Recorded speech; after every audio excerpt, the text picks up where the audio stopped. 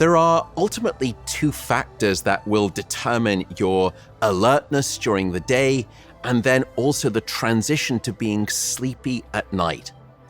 The first of these two factors is called sleep pressure. From the moment that you woke up this morning, a chemical has been building up in your brain.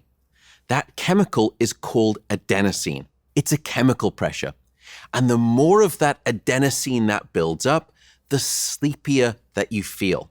And then when we sleep, the brain actually removes and takes away all of that adenosine. And so after 8 hours of good, healthy quality sleep, we'll wake up feeling refreshed and we feel alert and we can sustain that alertness throughout the following day.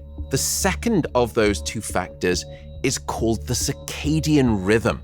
We all have a circadian rhythm, a 24-hour cycling rhythm. It almost looks like this sinusoidal wave that goes up and down. And your circadian rhythm is controlled by a center within your brain called the suprachiasmatic nucleus.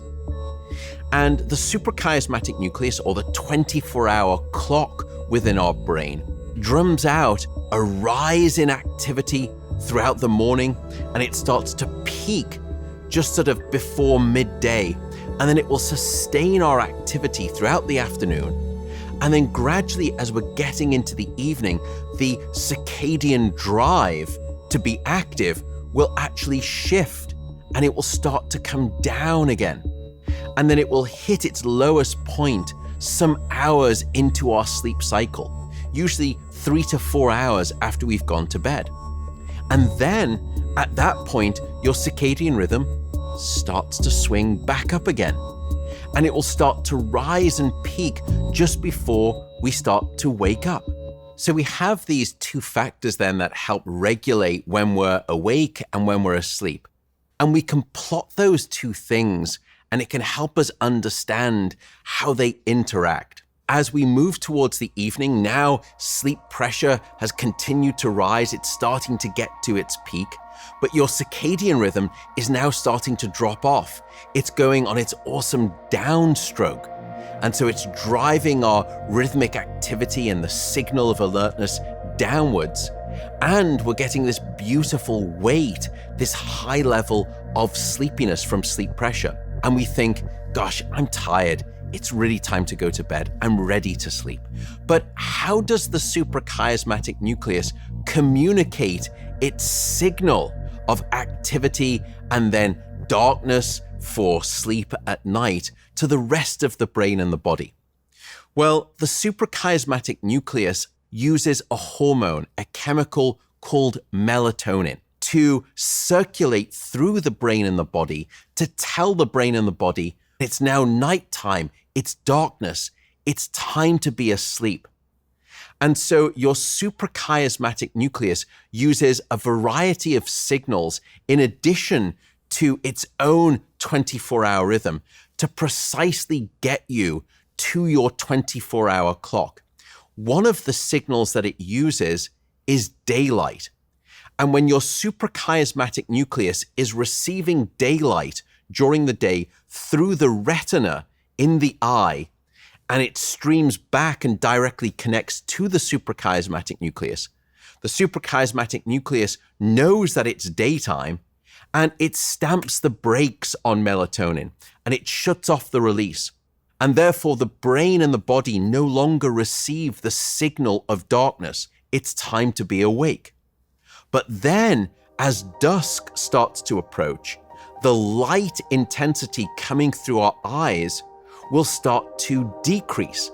And now the suprachiasmatic nucleus is receiving the signal of dusk, and slowly it will start to begin the release of melatonin. Now, this can be a problem because in modern way of life, we often go from interior office lighting during the day, which isn't usually very bright. It's nowhere near as bright as the daytime light. So sometimes we can feel not particularly alert as we're sitting in the office. perhaps because we're not receiving enough strong light to tell our suprachiasmatic nucleus it's actually daytime outside. But then we have the opposite problem when we come home in the evening. We leave electric lights on at night and we use these devices, these laptops and tablets and phones that emit strong LED light coming into the eyes. And so your brain may not be releasing melatonin because the suprachiasmatic nucleus, due to this electric light and these computer screens, is being fooled into thinking it's daytime. And that's why some of us may struggle with our sleep at night. We may find ourselves not feeling sleepy at the right time because we're not getting signals of darkness. In other words, we are a dark-deprived society in this modern era, and we need darkness to trigger the release of that darkness hormone called melatonin.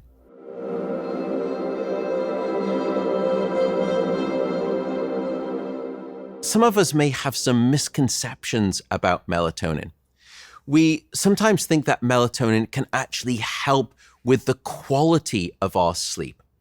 Now, if you are a young, healthy adult, it turns out that melatonin doesn't seem to be particularly beneficial for improving the quality of your sleep or even the duration of your sleep. Another misconception around melatonin is whether or not you should take melatonin as a sleep aid, and also how much melatonin. Many people will perhaps take a little bit too much melatonin if they're supplementing. Some people will take 5 milligrams or even 10 milligrams. And typically scientists and doctors recommend a little bit less than that. It's usually optimal to take somewhere between 0.5 all the way up to 3 milligrams of melatonin. And the reason is because once we start taking more of that melatonin than we actually need naturally, our brain and our bodies may actually become less receptive to that melatonin, and we may stop producing our own melatonin. So the advice is, if you are taking melatonin first, try to make sure that you're in a lower dose range. I also note, by the way, that even though melatonin may not help improve the quantity and the quality of sleep if you're a young adult, we have seen that melatonin can have benefits for your sleep once you get to midlife and especially later in life. Why? Because as we get older, the amount of melatonin that we release across the night actually is blunted and decreased. And that's where melatonin supplementation can be helpful. If you are taking melatonin and you do feel that it's helpful for your sleep, then keep taking it. Even if it's the placebo effect. The placebo effect, it turns out, is the most reliable effect in all of pharmacology. So there's no real potential danger, but with one caveat. Because if you are living in certain countries where melatonin is not prescribed from your doctor, but you're living in a country, for example, in America, where you can buy melatonin over the counter without a prescription, you do need to be a little bit mindful. And one study actually looked at how much melatonin was actually inside those pills, those melatonin capsules, relative to what it said was on the bottle. And this study, looking at over 20 different brands, found that there was a huge amount of variability. In fact, based relative to what it was saying on the bottle, there was as much as 80% less than what it stated, to 460% more than what was stated on the label. So you do have to be a little bit careful when you're buying melatonin over the counter, when it's a supplement, because in the United States, for example, it's not regulated by the Food and Drug Administration, also known as the FDA. So just keep that in mind as you're thinking about melatonin supplementation.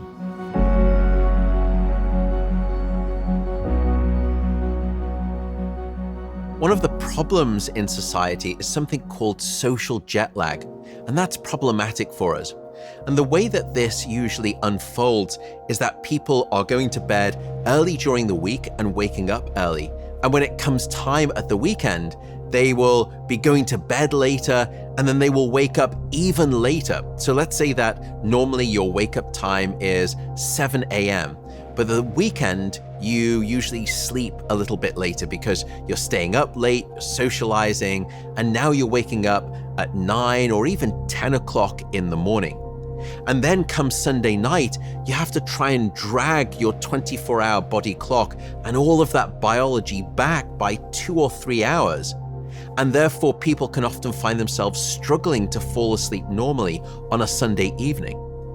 And this is what we call social jet lag, also known as sleep bulimia. It's this real sort of binge purge cycle where we're short sleeping during the week and then we're trying to binge at the weekend. And the reason that that's problematic is that a 3-hour difference or 2 or 3 hour difference in your sleep timing, that's torture on our biology, that's torture on our circadian rhythm. And it doesn't produce good physiological outcomes. It prevents us from getting good natural sleep, particularly in the first half of the week. Try to go to bed at the same time and wake up at the same time.